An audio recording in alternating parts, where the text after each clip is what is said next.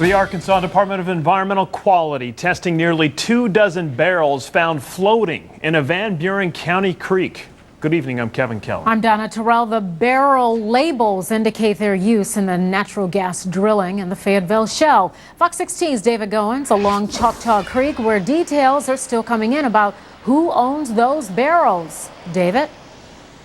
Yeah, that's right, Donna. We have received two separate reports, one from the mayor of Clinton as well as Arkansas Department of Environmental Quality, just in the last 20 minutes or so, that they believe they've located the owner of the barrels here locally. That's at least one sign of progress. Now, the actual Choctaw Creek itself, we don't know if any chemicals actually leaked into the creek from those barrels. Crews started pulling those barrels, both sealed and unsealed, from the water yesterday evening.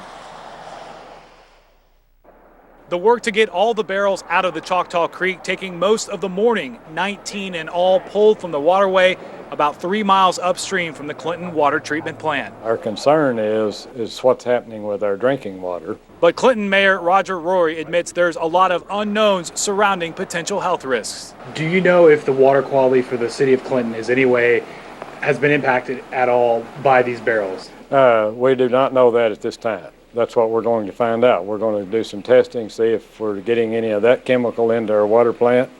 At this time, we don't think so.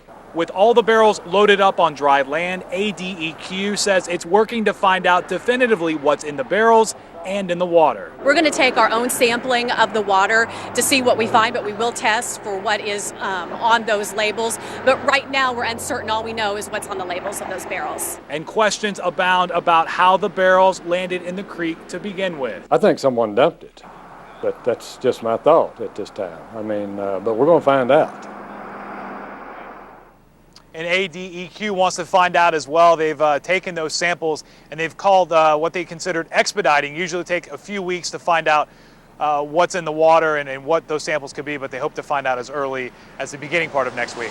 Live in Van Buren County, David Goins, Fox 16 News. David, quite interesting that some of the barrels are sealed, some of them are unsealed. Is there a specific protocol for disposing of barrels like these? Well, it's unclear at this point, Donna, if they were even trying to dispose of the barrels. It's possible.